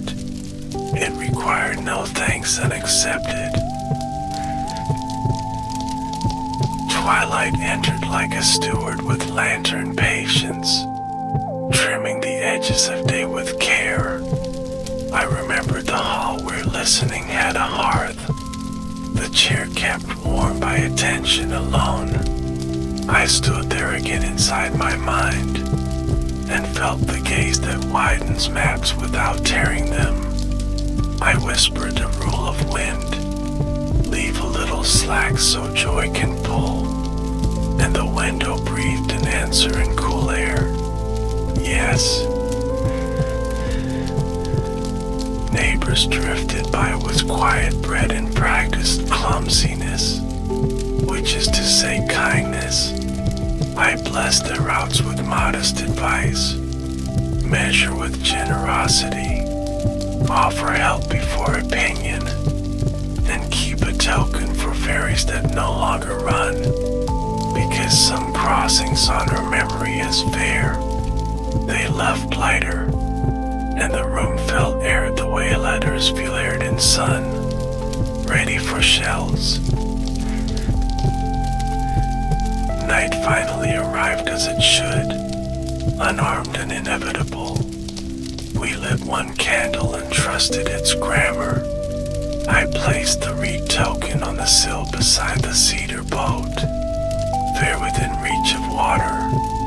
My wife opened the chest, let the forest lean close, and set the jade disc where it could listen. The cat lay near my feet like a sandbar with a pulse, an honest geography for the last chart. I asked her to bring the ledger of textures. We read a page from deserts and a page from snow, then the line where grief tastes of sugar and smoke. We paused on the entry about justice shaped like fruit, and she smiled the way trees do in early wind. Patient, confident, we closed the book with mint between leaves, so tomorrow would open to a good scent, whether for me or for her alone. Breath grew deliberate, like a boatman counting coins before dawn. I lifted the shell to my ear once more, and the stairwell answered, home speaking in its true voice. I slipped the iron ring into her palm, to cool days that might grow hot with praise or worry. She closed her fingers, and the room steadied, as ropes steady a harbor without boasting. I felt then a door in the air unlatched, not opening, only ready. The weak pin rested where Valmeet's return. The button moon kept its soft tide. The bead kept prayer like a smooth corner. The Jada watched calmly, and the cedar boat turned politely to face the sill. I said the names once in order, so they would not worry. If I leave, let it be like this, with soup finished and questions fed, with bridges modest and knots kind, with a pond close enough to hear, a map folded without pride, and a window that remembers both winter and early tea, with footsteps light on boards that waited, and bells that ring when echoed twice, by water that knows. My wife laid her hand over mine and said nothing, because the right word would have been a boat too large. The cat breathed, the candle kept grammar, and the night accepted its work. I exhaled to move the cedar boat once more. It touched the rim and returned, an agreement signed with breath, the retoken cool on the sill, fair pay by listening. I felt the room lean toward sleep and go, the way tide goes, not away, but into, and I followed, footsteps inked honestly as ever, carrying a question warmed for me long ago, in a hall of lanterns and lacquer, where winter tasted like roasted chestnuts and wet wool, and the world was larger inside a listening gaze than on any map I carried.